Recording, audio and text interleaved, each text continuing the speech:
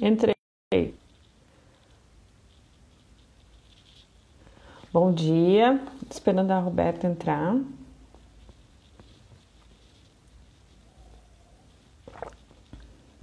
Bom dia.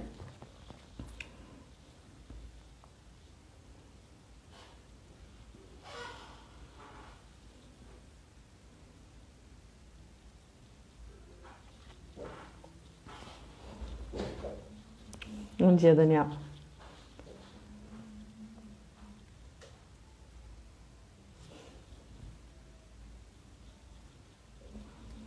Bom dia, Daisy.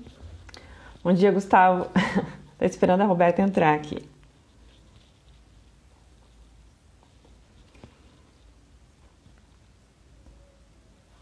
Bem, o tema, como eu já fixei ali, é sobre bem-estar emocional de professores, pais e filhos, né? Neste momento que a gente está vivendo. Eu chamei a Roberta, que é psicóloga, trabalha com saúde mental, para a gente conversar um pouco sobre isso e entender também, acho que não tem como não estar ansioso nesse momento, não tem como muitas vezes não ter algum desses sintomas, mas o quanto isso é normal e o quanto isso pode ser patológico, né?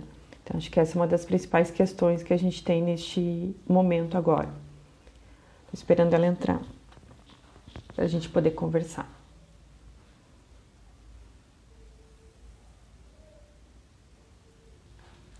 Bem, eu vou falar algumas coisas aqui. Acho que, inclusive, saiu uma pesquisa tem umas 2 semanas que 80% dos professores estavam se sentindo, não se sentiam preparados para as aulas online, né, para esse momento aqui de trabalhar com tudo isso. E a gente tem uma realidade no Brasil, acho que a Deise é professora, não sei se todos os outros são professores também, em que é muito discrepante as questões tecnológicas e sociais, né? Então, se a gente tem uma classe média alta, uma classe média... a Roberta acabou de entrar. Ver como é que eu... A Roberta pede para entrar, que daí eu aceito aqui. E a gente tem uma classe média alta que tem acesso a essa tecnologia, tem acesso a essas questões. A gente tem vários outros que não tem, né? E aí muitas vezes a gente tem, inclusive, alguns governos têm usado televisão e tudo mais. Aqui, vou chamar a Roberta. E até a professora Deise colocou aqui a questões das competências socioemocionais. Sim, já aparece na base, né? E talvez seja um dos maiores desafios nossos agora, as questões socioemocionais também. Bom dia, Bom dia, Roberta. tudo bem? Tudo bem. Eu estava conversando aqui antes de tu entrar, como algumas pesquisas têm mostrado que os professores estão muito ansiosos neste momento. É claro que não é só os professores, né? Mas como Uhum. eu tenho falado muito com professores, mas acho que é uma realidade de várias pessoas, assim, tanto a questão da ansiedade, daí botando do contexto dos professores, né? Tá conseguindo me ouvir bem? Sim, Da questão dos professores, que, por exemplo, assim, 80% deles não se sentiam preparados para as aulas online. Também eu acho muito diferente, né? Até eu fiz um vídeo lá no meu canal sobre isso, como é trabalhar, por exemplo, com essas questões para adultos, para adolescentes e com crianças, né? Então, por exemplo, assim, eu ouço de tudo, assim, muitas vezes de deixar o microfone ligado, de não saber lidar muito com essas questões. Isso vai trazendo muita ansiedade para o professor. E, claro, vai transmitindo também para os alunos, para os pais também que estão nessa situação. Eu imagino que tu também esteja vendo isso muito nos teus atendimentos também, né? sim. Então, na verdade, o... eu já tenho uma demanda grande da educação, né, de professores no geral. Tem uma demanda grande no consultório, assim, né, devido a realmente, assim, muito estresse, né, salas muito cheias, tem uma questão de ansiedade relacionada a isso. Já é uma coisa comum. Só que agora, com a pandemia, surgiram outras demandas, porque o professor não está mais em sala de aula, as ansiedades são outras. Mas, no geral, os professores, o pessoal da educação já apresentam uma ansiedade. Parece que tem um ritmo acelerado, né, para organizar, para dar certo, para organizar a escola. Cada dia é uma novidade, né? Sempre tendo intercorrências, não tem muita rotina. Então, acho que isso acaba colaborando bastante. Vocês estão me enxergando bem? Eu não tô te vendo, na verdade. Não? Não. Não sei que tá carregando. Eu te ouço bem, mas não tô te vendo. Tá. Bem, mas vamos continuando porque dá para ouvir bem, acho que isso Tá. que importa, né? Tem essa característica, assim, da profissão do professor, que é muito complicado, a questão, tipo, da alta demanda, as salas muito cheias, muitas coisas para dar conta. A gente precisa dar conta, de um lado, da coordenação pedagógica, né? Da coordenação que pede, do outro lado, dos pais, que também demandam muito, dos alunos, né? Que têm as suas dificuldades, também estão em crescimento, também estão nesse amadurecimento. E aí, eu acho assim, tem que lidar com a ansiedade, ainda mais nesse momento. Mas a minha pergunta seria assim, né? Principalmente aí, pensando nos professores em geral. O que pode ser uma ansiedade comum para esse momento, inclusive, e até na rotina do professor, e quando ela começa a ser patológica, quando é alguma coisa assim, eu preciso de tratamento, eu preciso procurar uma ajuda, e quanto que eu preciso lidar, e como lidar com isso também? Uhum. Então, na verdade, tem uma questão de estresse muito grande. A ansiedade, ela é uma coisa que já é mais da personalidade de cada um. Tem pessoas que elas antecipam mais, né, o futuro, elas querem trazer, desculpa, esse momento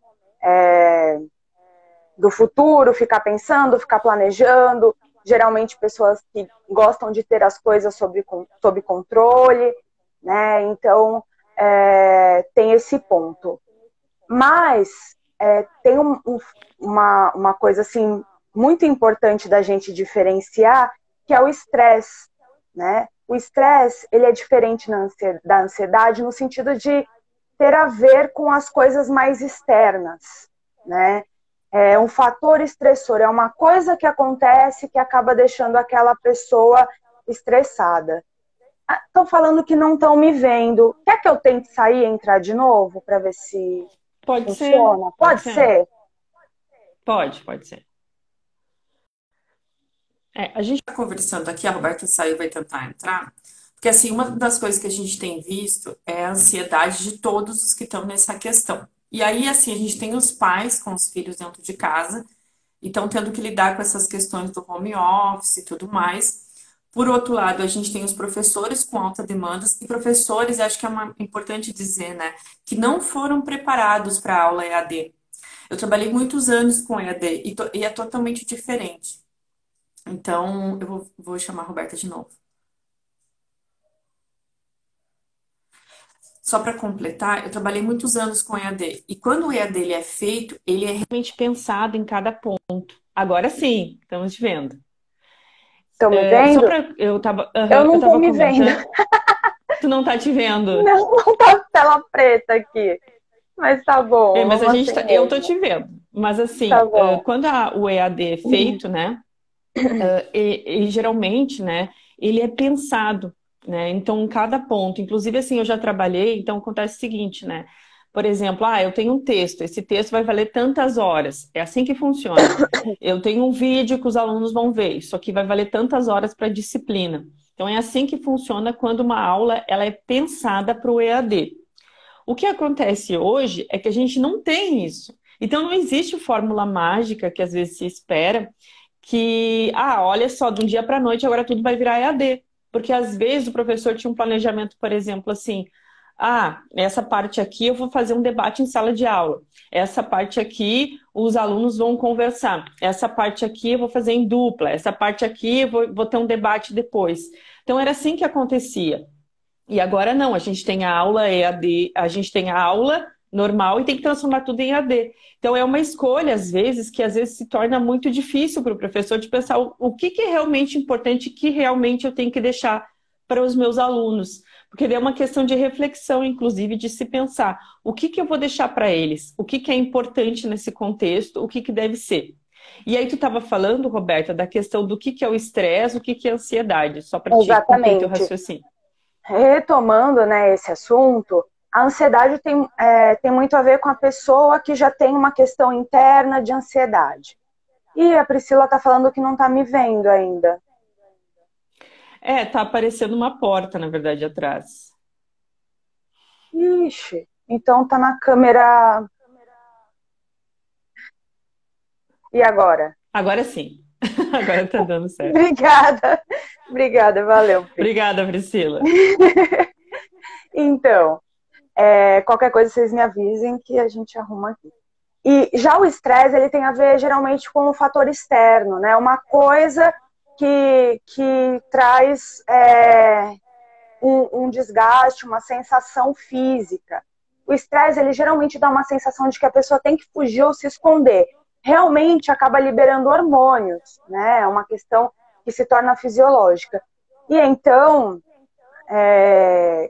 quando isso acontece, não é necessariamente uma patologia. O estresse, ele pode acontecer por coisas boas também, por exemplo, aquele friozinho na barriga antes de um primeiro encontro, né? Antes de uma festa que você vai participar. Isso daí é normal, né, acontecer. Agora, quando você tem um estresse relacionado a uma coisa ruim, a um fator ruim, e ele acaba sendo recorrente, a pessoa pode desenvolver um estresse mais episódico, porque aquela coisa está se repetindo ali. E nisso pode gerar, né, alguns agravamentos, a pessoa pode ter hipertensão, a pessoa pode desenvolver algumas outras doenças, enxaqueca, pode ter questões cardíacas envolvidas também, e também desenvolver ansiedade patológica e depressão, né? A gente consegue diferenciar que algo é realmente patológico, que é um transtorno, a partir do momento que começa a atrapalhar a vida daquele indivíduo. Então, essa é a questão do estresse, né? Ele pode gerar, ele não é necessariamente uma patologia, ele pode gerar, sim, uma ansiedade e uma depressão, né? Que são patológicas, e a ansiedade, que já é própria da pessoa, que é muito controladora, preocupada, sempre querendo trazer o futuro, sempre querendo prever as coisas. Essa ansiedade, ela pode também ser comum, né?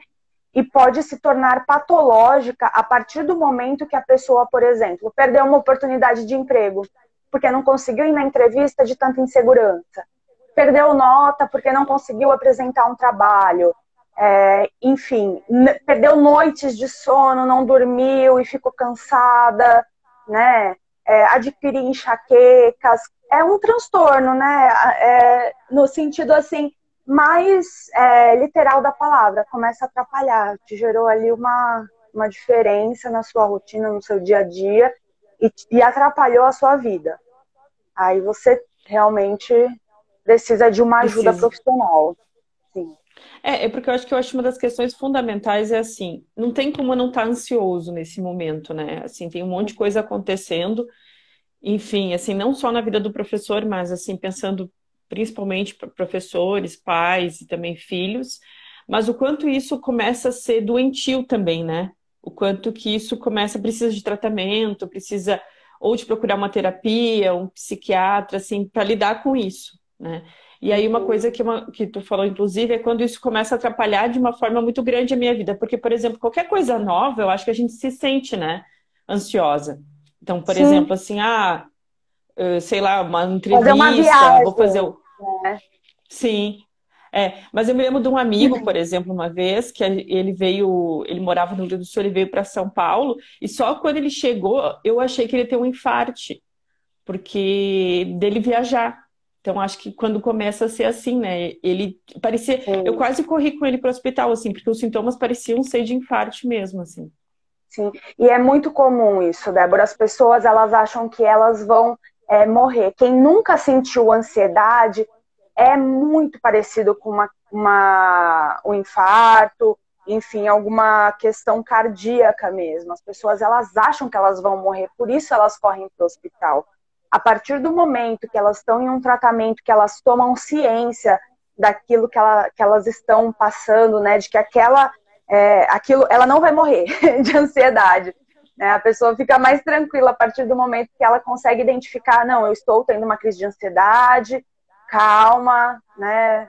Vamos tentar aqui lidar com esse momento e, assim, principalmente ter a noção de que não vai morrer, porque essa é a sensação é de que tem um perigo eminente, assim, que vai acontecer uma coisa muito ruim. Quem já foi assaltado e já passou, por exemplo, por um assalto à mão armada, é aquela sensação de acabou, sabe? De o coração acelerar muito, de ficar suando frio, de ficar com as mãos e os pés gelados, suados, até mesmo formigamento, enfim. Né? Também tem vários tipos de ansiedade. Às vezes o seu amigo, ele não é uma pessoa ansiosa, ele tem uma questão específica com o avião, né? Pode ser uma fobia. Então, assim, tem vários tipos de ansiedade, é uma coisa bem ampla, mas, no geral, os sintomas são parecidos com o desconforto é parecido com um infarto, né? E a sensação de, vai acontecer eu vou morrer, eu tô me sentindo muito mal, eu nunca senti isso, enfim, entra por esse lado. E uma coisa bem legal para dar de exemplo é que eu não atendo muito criança, mas eu atendi algumas e eu lembro de, na primeira entrevista, perguntar, né, se a criança era ansiosa. Todos os pais respondiam que sim. Aí eu falava, dá um exemplo para mim. Quando a gente fala que vai fazer alguma coisa, por exemplo, semana que vem eu vou te levar no parque. Seu aniversário é daqui a um mês. Ele fica ansioso perguntando o tempo inteiro. Né? Isso não é uma ansiedade, toda criança faz isso, né? E às vezes nós adultos, às vezes a gente não dormiu uma noite por causa da viagem que a gente planejou, que a gente está esperando, né? Até aí tudo bem.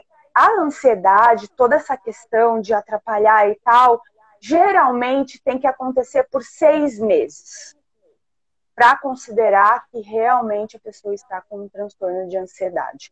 Mas quem pode fazer o diagnóstico, né, tem que ser um profissional. O psiquiatra, o psicólogo ajudam bastante nesse momento. Sim, sim. E eu me lembro, inclusive, de que acontecia, né?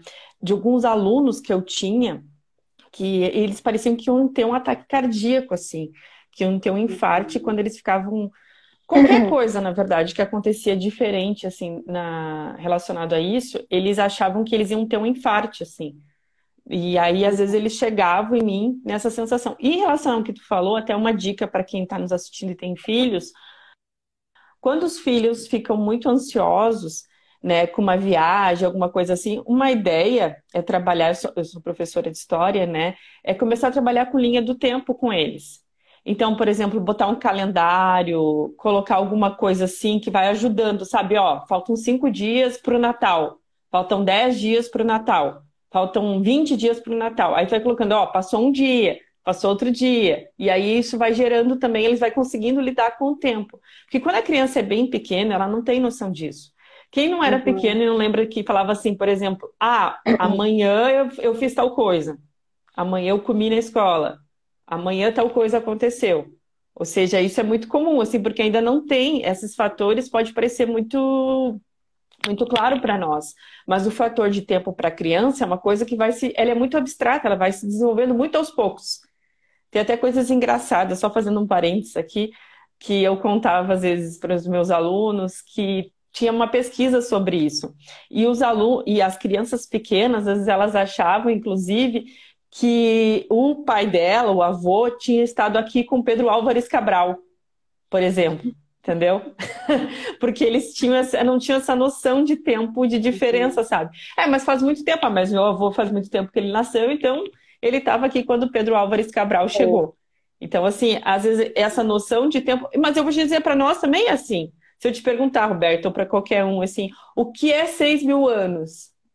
Talvez tu saiba me responder o que é 20 anos, o que é 10 É, anos, o que é 6.000 anos. Mas sim, não é. O que é dois é, mil anos? é A gente não isso tem, mesmo. porque a gente, na verdade, vai tomando noção de acordo com o tempo. Então, é uma boa ideia aí. E não são crianças ansiosas, na verdade, é normal, né? A gente Sim, fica ansiosa sim. diante dessas questões todas, assim. E a questão do estresse, que Isso acho é que tu uma falou da ansiedade ansiedade. normal. Sim, sim. E que eu acho que até é gostoso, né? Que é tipo, uma coisa Uhum. nova vai acontecer, né? Tipo, poxa, vou Sim. viajar, vou Vou ter, passear, vou fazer uma vou ter coisa uma muito divertida. festa. Eu lembro que nas minhas festas de criança eu ficava muito ansiosa, assim, poxa, vai ser muito legal, vai acontecer várias coisas legais, assim. Vou Então ganhar eu acho que é presente. normal. Isso. Então vai vir fulano, né? Vou ver meu primo, vou ver meu tio, alguma das coisas assim. Acho que faz parte disso aí. E tu falou da ansiedade, né? Mas eu queria Sim. diferenciar a ansiedade de estresse também. Qual que é a diferença, assim? E o que que a gente pode... Então, Inclusive, quando que o é, estresse pode ser patológico e precisa, de repente, o alguma estresse, medicação?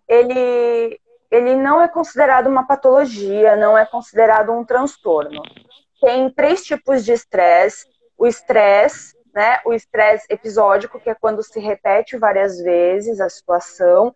E o estresse episódico agudo, que é quando já está há muito tempo aquela situação e aí a pessoa realmente está correndo mais riscos de saúde. O estresse ele pode desenvolver problemas de pressão, né? Tem pessoas que eu conheço que tinham pressão baixa a vida inteira e hoje tem que tomar remédio para hipertensão por questão de estresse. E também pode desenvolver outros aspectos relacionados a problemas cardíacos e o estresse pode gerar ansiedade, né? O estresse, ele é alguma coisa externa. É uma coisa que está acontecendo na sua vida. Né? Essa é a principal diferença. O estresse, por exemplo, é a pessoa que está tendo um problema no trabalho com um colega. Teve um problema uma vez, ficou estressado, teve todos esses sintomas de querer fugir, querer se esconder, e aí deu aquela dor de cabeça, ficou mal, passou. Beleza, é um estresse. Aí esse colega do trabalho começa a fazer isso mais vezes. E aí acaba se tornando um estresse episódico, porque tem vários episódios, né, dessa mesma pessoa trazendo questões para ele relacionadas a isso. Tá. Aí, de repente, isso dura 6 meses, tudo isso que ele está passando. E aí pode se tornar um estresse episódico agudo.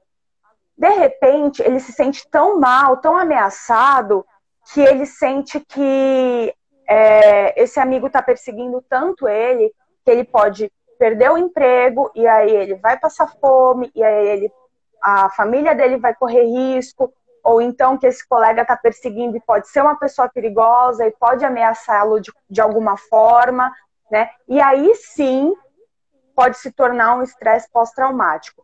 O estresse pós-traumático é um transtorno. Os outros 3 tipos, não.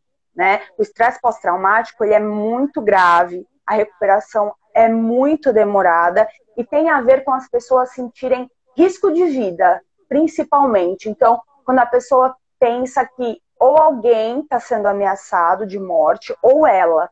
E o Covid traz muito isso. Né? É um momento assim que pode trazer bastante estresse pós-traumático para os profissionais de educação, sim, principalmente para os profissionais de saúde, né, que estão ali o tempo inteiro vendo gente adoecendo, morrendo, vivendo, curando e, enfim, sabendo de vários casos, mas outras pessoas também podem ter, né, devido a tudo que está acontecendo agora. Talvez nesse momento não, mas daqui a uns meses possa surgir aí. Agora, os outros tipos de estresse, eles não são considerados transtornos, porque eles têm a ver com uma questão externa, não com uma questão interna. Geralmente, se corta aquele fator estressor, a pessoa tem uma melhora. Né? E, assim, se a pessoa está em constante contato com um trabalho que está fazendo muito mal para ela, ou com um parceiro muito abusivo que está fazendo muito mal para ela, ou com uma situação de doença muito complicada que está fazendo muito mal a ela. Ela pode até fazer terapia para tentar lidar com aquela situação, mas em alguns casos, enquanto a situação estiver lá, vai ser meio difícil da pessoa conseguir se recuperar e pode até ir piorando e gerar uma coisa assim bem grave. Por isso que eu falo, né? Outro dia até fiz uns stories falando sobre estresse e ansiedade e eu foquei mais na questão do estresse, né? Porque assim, quanto menos tempo durar toda essa pandemia, melhor vai ser pra gente em questão de saúde mental, porque a gente vai poder voltar às ruas, né? E vai conseguir retomar nossa rotina, mas enquanto tiver esse fator estressor, a gente pode ter estratégias para lidar, a gente pode tentar lutar contra o desânimo, tentar retomar nossa rotina, procurar ajuda profissional. Eu tenho recebido bastante contato em relação a isso, né? Em março caiu muito, porque as pessoas não queriam sair de casa e tal, pensaram que eram aqueles 15 dias e pronto, né? Mas agora começou a vir muita gente que nunca tinha tido nem ansiedade, né? Nenhuma crise de ansiedade, nada assim, estão apresentando, né? Essa taquicardia, tudo isso por conta do estresse, né? Então, o estresse, ele pode gerar ansiedade, ele é uma questão externa. E a principal diferença é que o estresse é você não conseguir lidar com alguma situação atual. Por exemplo, o trabalho que eu estou, o relacionamento que eu estou, a doença que eu tenho, o momento de pandemia.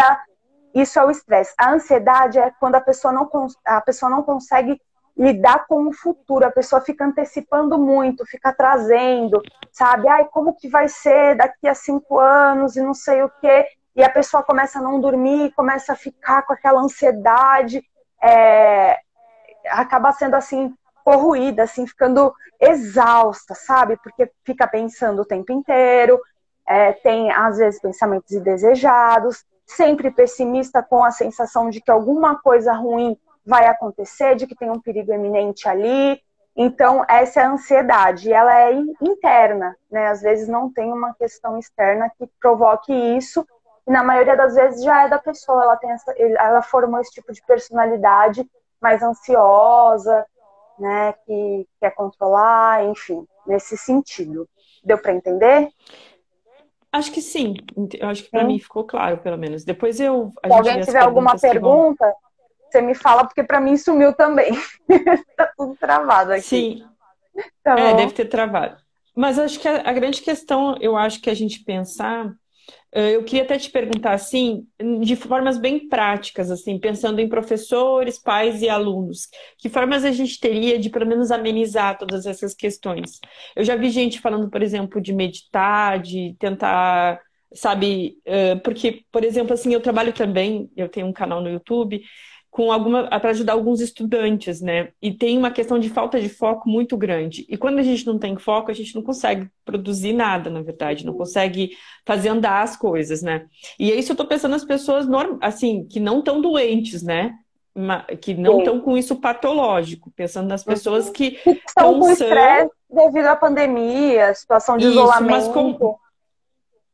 mas o que que poderia ajudar para ficar bem em relação a isso, assim? O que que tu considera? Então, a Principalmente gente, professores, né? Mas também pais e alunos. é, como você estava falando, foi todo mundo pego de surpresa, né? Os professores, eles tiveram que improvisar, as escolas tiveram que improvisar, as escolas particulares acabaram tendo que manter, né, a produção de material, continuaram até no infantil mandando material para não perder É. aluno, para não perder mensalidade também.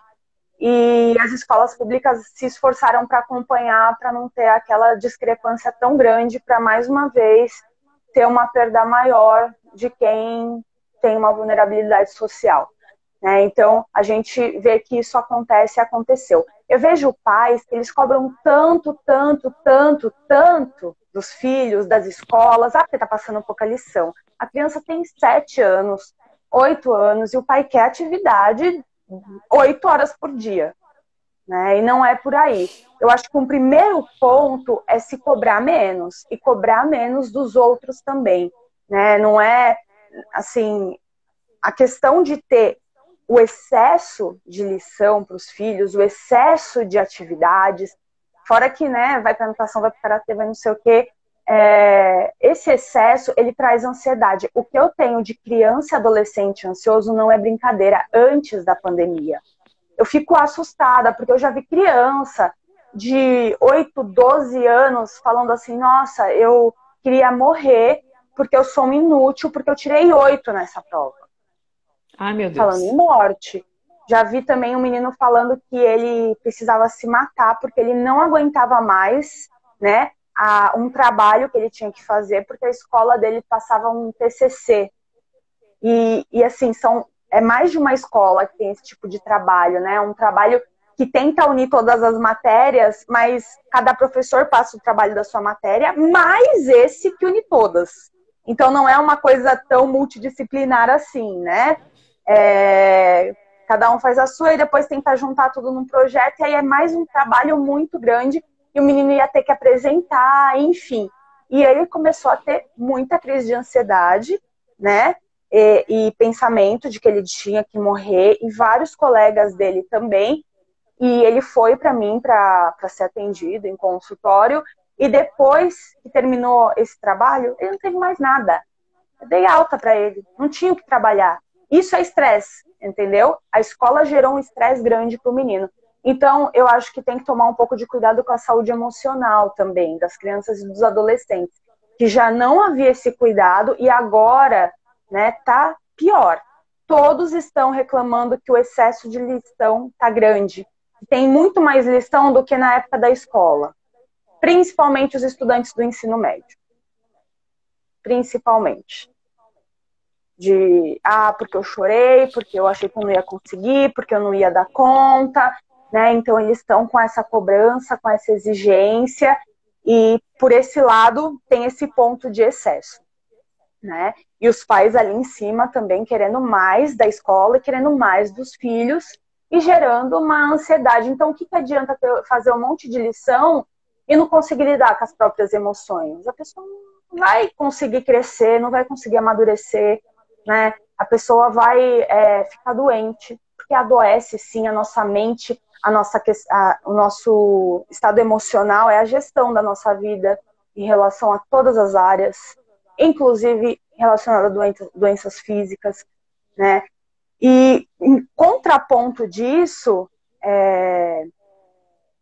tem pais que estão reclamando por se sentirem sobrecarregados, né? Tem os pais que querem mais lição e tem os pais que não aguentam tanta lição, porque eles têm que acompanhar o filho nas atividades.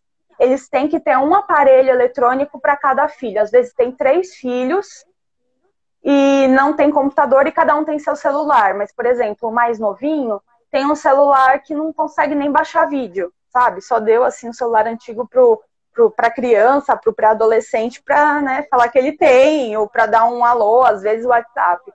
Então, tem esse ponto. Quem tem 2 filhos pequenos, como que vai acompanhar os 2? Se não acompanha, a criança vai lá, pega o gato, faz dança na câmera, e o professor tentando dar aula. Piorou muito, às vezes, aluno que não era, né, bagunceiro na sala de aula, pelo vídeo ele sente mais liberdade, ele acha que é uma brincadeira, né? Enfim, não tem a maturidade para acompanhar a aula sozinho, e deita na cama e fica lá ouvindo, e aperta o mudo e entra e sai, não tá nem aí, entendeu? E tem esse ponto também. E os pais, eles têm se queixado muito, principalmente das crianças que fazem algum tipo de tratamento, porque tem a escola, aí alguns têm que fazer Kumon, porque tem a dificuldade de aprendizagem, aí tem que fazer a atividade da fono, da TO, do psicólogo, né? Tem até pacientes que eu liguei para saber se queriam um atendimento. Não, vamos parar por enquanto, porque eu não aguento mais, é muita atividade. Você vai me passar mais atividade não, né, Roberta? Pelo amor de Deus, eu não tenho mais tempo para fazer nada. Aí eu tenho que ficar fazendo atividade do karatê, do balé, sabe? Fazendo 1 milhão de atividades com aquela criança. Por um lado é bom que os pais estão vendo a sobrecarga, né, de coisa. Não adianta você colocar a criança em um monte de coisa que ela vai ser um sucesso, não é por aí. Né? O descanso é importante, o lazer é importante, tudo é importante. Então eu vejo esses 2 extremos, sabe? Dos pais que eles acabam cobrando muito e dos pais que reclamam porque estão sobrecarregados também de ter que acompanhar vários filhos. Eu acredito que o primeiro ponto para conseguir lidar com esse momento é se cobrar menos. Se você não conseguir acompanhar o seu filho do jeito que você gostaria, tudo bem. Se o seu filho tirar uma nota baixa nesse momento, sabe, tá todo mundo vivendo com muita dificuldade, não tem problema. Não é algo tão grave assim. E principalmente os estudantes que eles se cobram, eles querem... os que têm um compromisso assim, eles querem ser bem-sucedidos, eles querem ter a sensação de que cumpriram as tarefas. Eu acho que o primeiro ponto é não se cobrar.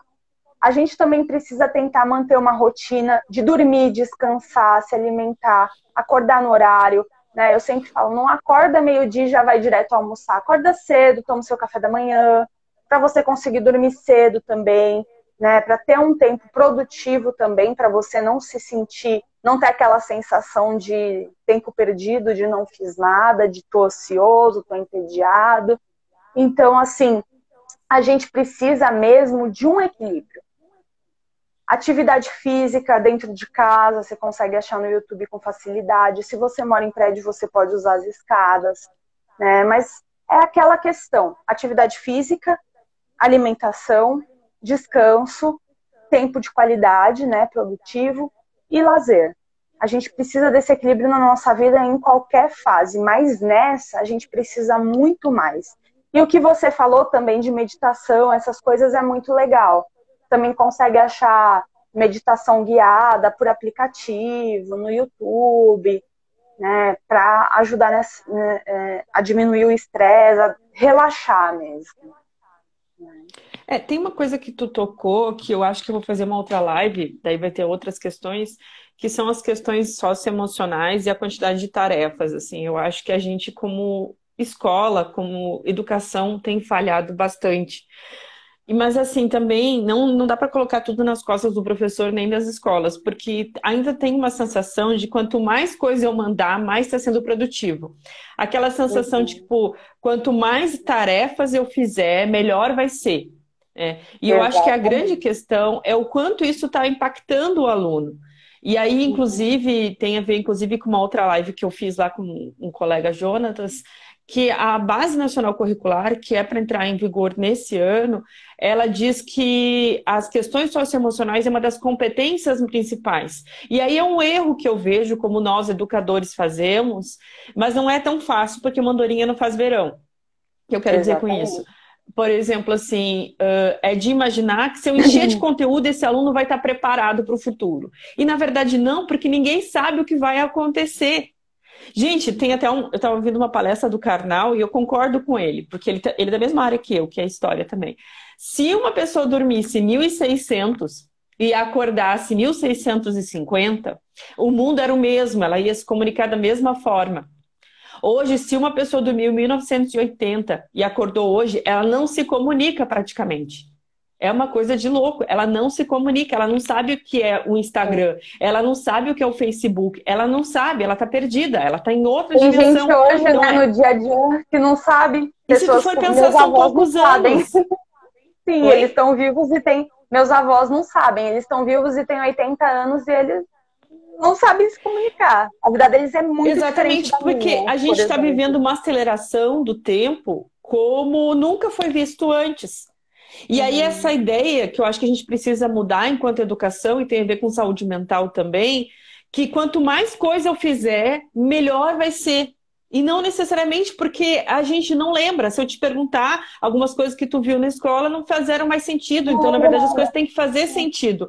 E aí, inclusive, tem a ver com a ideia da base, que isso vai ficar para outra live, que é o mínimo que a pessoa precisa saber quando terminar a educação básica. Então, não é aquela quantidade, porque isso também afeta a saúde mental de todos nós, dos professores, dos pais, dos alunos, porque da mesma... E eu tinha um professor que ele falava uma coisa que era engraçada, todo final do ano tem a monstra do conteúdo, ela vem correndo atrás de ti e diz, você não deu conta, você não deu conta, você não deu conta. Porque, assim, essa sensação horrorosa, sabe? Que, tipo, nunca tá bom, porque nunca tá fazendo tudo que, teoricamente, teria que fazer. E isso traz muito mal-estar pra gente, assim. E, ao mesmo tempo que a gente não impacta o aluno. E aí tem essas diferenças sociais, porque essas pessoas que tu tá falando, inclusive, geralmente são de classe média, média alta até. que enche os alunos de atividades e tal. E as pessoas de classe mais baixa que nem acesso a essas coisas têm. Então a gente vai criando esses mini mundos dentro do mundo, assim, e vai criando essa diferença social e vai afetando com certeza a saúde mental.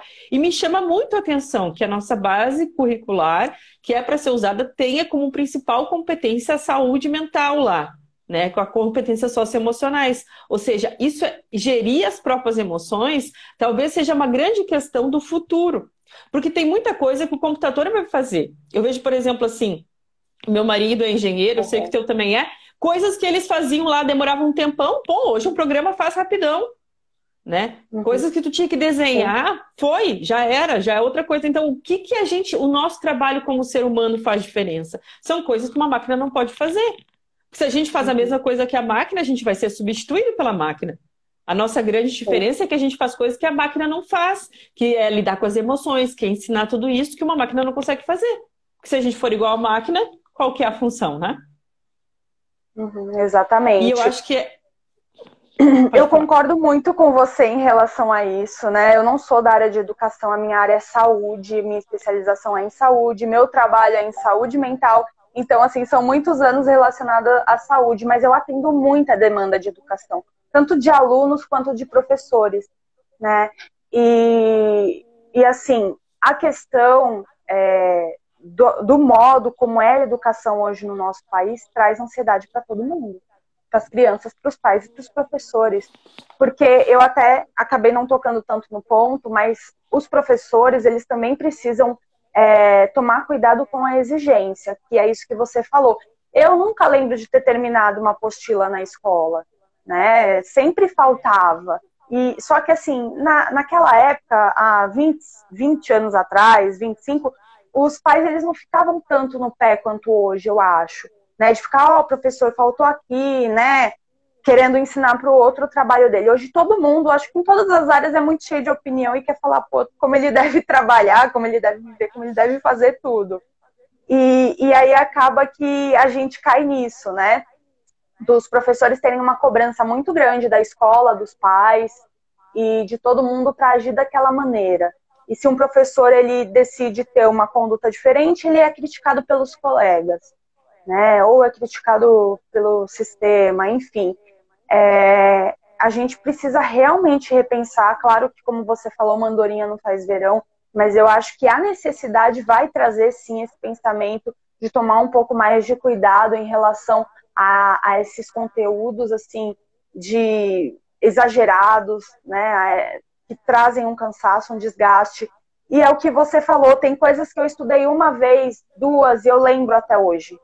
Da faculdade, eu lembro, assim, muita coisa, e faz quase 10 anos que eu me formei.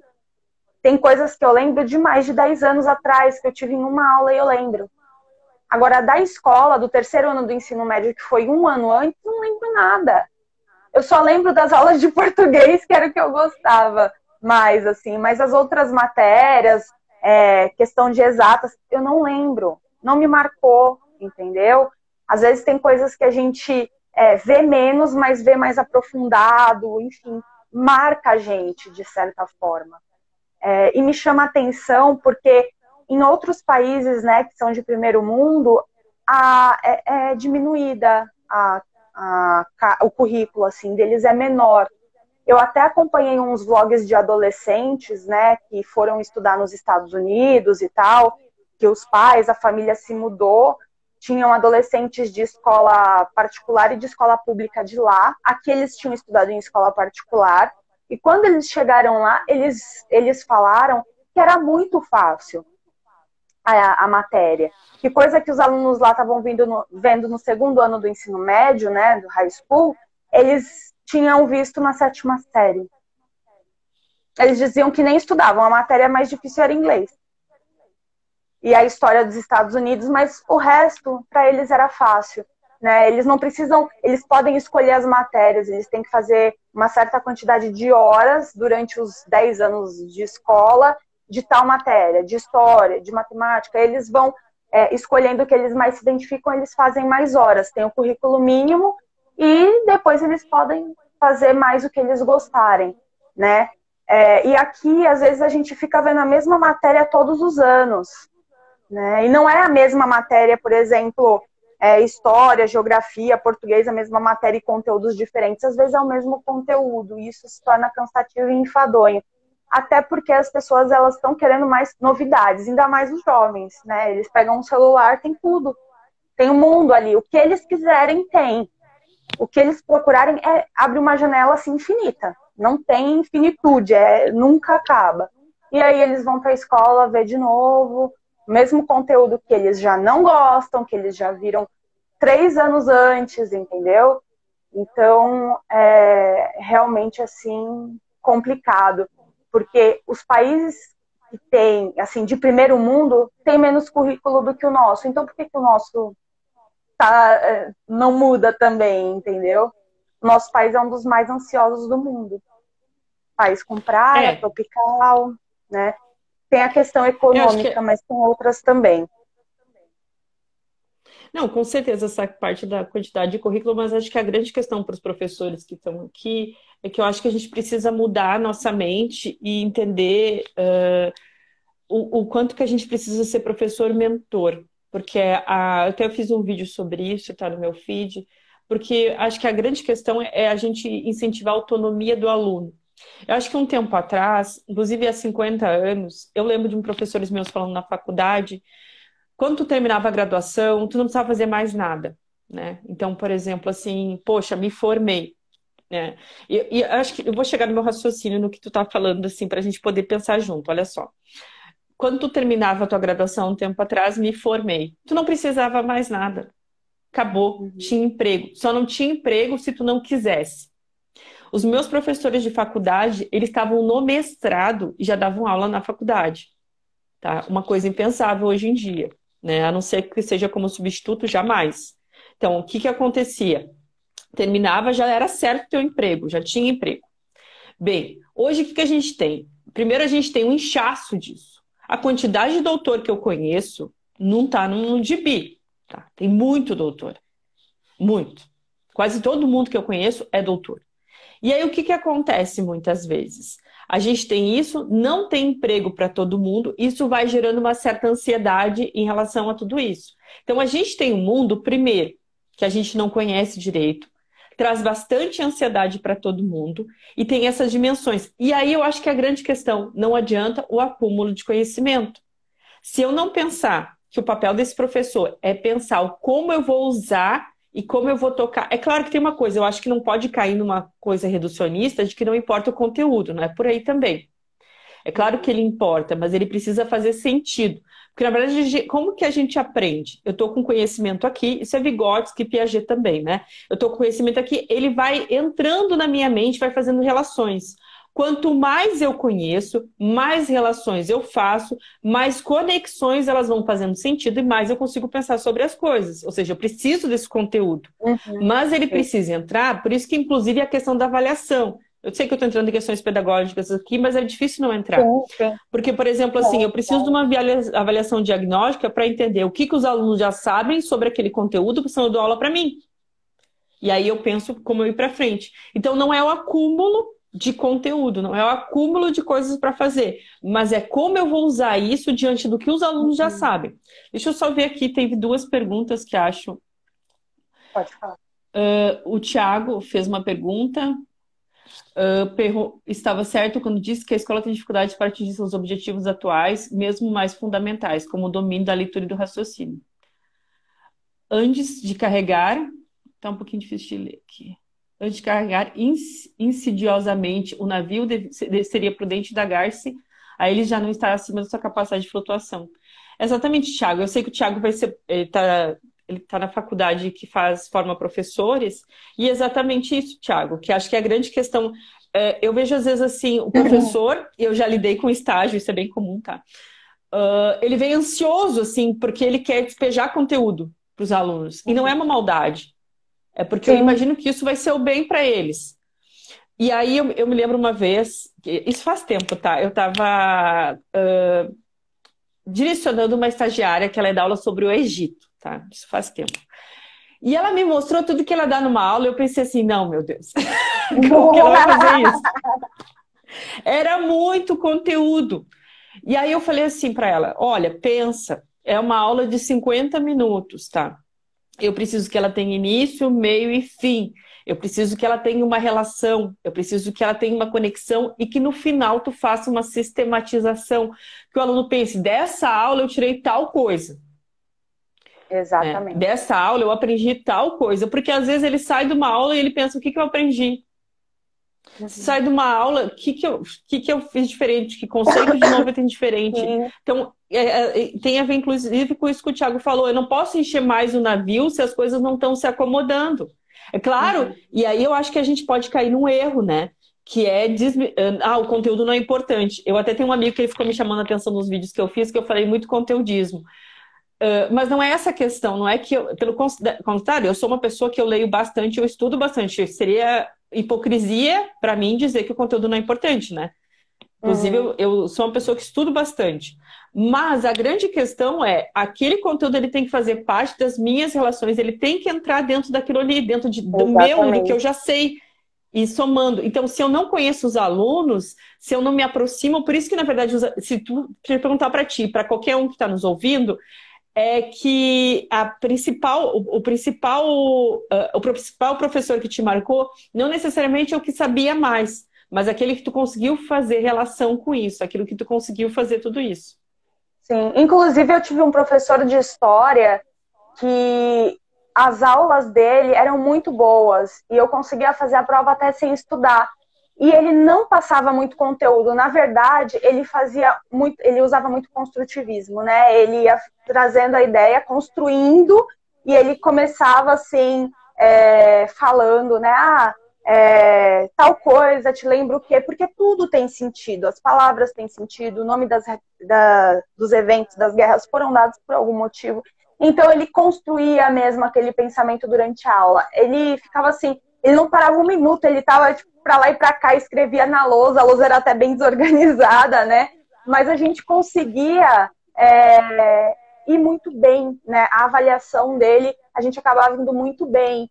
E eu tive um professor de física que ele também tentava usar o construtivismo, ele começava bem, só que ele queria passar uma matéria de faculdade, né? Eu vejo que todo mundo, principalmente professores, eles são muito vislumbrados pelo que eles ensinam. Eles amam o conteúdo, eles amam a matéria, eles acham que aquilo é o máximo e todo mundo precisa saber, só que assim, tem pessoas que não vão gostar tanto, entendeu? Então eles têm que pensar nessas pessoas também e ensinar o que realmente é importante que ela saiba. É importante a gente conhecer de tudo, né? De história, de geografia, de artes. A educação física é super importante. Hoje em dia eu me arrependo muito de dar testada em todas as aulas para fugir, né? Mas é muito importante pensar um pouco nisso, que a gente não precisa passar tudo, né? Porque a gente gostou muito, mas sim tentar assim, separar o que é importante para aquela pessoa levar, né, para aquela pessoa construir o seu próprio pensamento. A história, ela ajuda bastante em questões políticas, tem relação com economia, talvez ligar também um pouco essas áreas fosse uma coisa interessante para nós, né, de ter uma educação nesse sentido, já que o nosso país é bem frágil economicamente, as pessoas não têm educação nesse sentido. Então dá para aproveitar muito, né, de cada matéria. Eu acredito que realmente precisa de uma reforma nesse sentido. Já repito, né, minha área não é educação, a minha experiência é com os próprios profissionais, como terapeuta e com os próprios alunos, mas da forma que está, traz muita frustração para todo mundo, para as crianças, para os adolescentes e para os professores, e para alguns pais que também que acompanham mais, né? Outros não, outros querem que passe mais conteúdo, ficam lá em cima. Mas a maioria se coloca dessa forma também de sobrecarga. É que eu acho que assim, é um exercício que eu tenho falado, inclusive, que aí eu vou falar bem sinceramente, principalmente para quem é professor que está me ouvindo, acho que é um exercício de humildade que a gente precisa ter. Porque depois que a gente estuda tanto, eu acho que a nossa principal questão é passar a quantidade de conteúdo que a gente tem. Eu tive um pouco de um choque, que o Thiago está aqui, ele foi meu aluno na faculdade SESI, e eu sempre dei aula de história. né, de história, ficava em história. Quando eu fui para lá, eu me abri, e lá é forma por área de conhecimento. Então, eu me abri para essa questão, assim, preciso entrar nessa questão de área de conhecimento, entender isso. E para isso eu tive que fazer um exercício de humildade. Por que humildade? Porque eu tive que abrir mão de um monte de conteúdo que eu sim considero importante dentro da história. Mas o que é essencial para esse aluno, que no caso, se vai se formar em ciências humanas, que ele saiba de história? Não tudo que eu sei, todos os debates historiográficos. Posso dar para ele? Eu acho que é a grande questão. Eu dou para ele condições de ir atrás, se for o interesse dele, se no, depois. Porque acho que a grande questão é mostrar os caminhos. Então, eu lembro que quando eu dava aula lá, eu tentava fazer isso. Ó, vou mostrar os caminhos para vocês. Então, para quem se interessa, para quem quer saber, vai por aqui, ó. Tem esse autor, tem esse debate, ou às vezes tu traz um autor específico. O autor específico vai trabalhar isso, ele vai por esse caminho, né? Pode andar por aqui. Mas não precisa entrar em todos os detalhes. Eu não dei nunca as aulas que eu tive na faculdade, que é uma coisa que a gente tende a fazer como professor. Eu vejo tendo a dar aula que eu dava antes, que eu recebi. Aliás, é uma grande questão, eu acho, de trabalhar com os professores, por isso que eu gosto tanto de formação de professores, que é trabalhar com esse professor para que ele também mude. Educação tem a ver com concepção de mundo, como eu vejo as coisas, né? Assim como pai e mãe, quando ele vai educar um filho, tem a ver com como ele pensa, e ele educa muito em relação aos valores que ele tem. Quando a gente é professor, tem a ver, sim, com os valores que a gente tem para a vida. Tem a ver com concepções políticas, com concepções econômicas. Então, se a gente quiser fazer isso, inclusive trazer saúde mental, é necessário, inclusive, um exercício de autoconhecimento, de pensar tudo isso e de humildade também. O aluno que vai se formar não tem que ser eu, porque o mundo que vem não vê necessariamente o mundo que eu vivi quando eu estava me formando. São outras questões, outras concepções.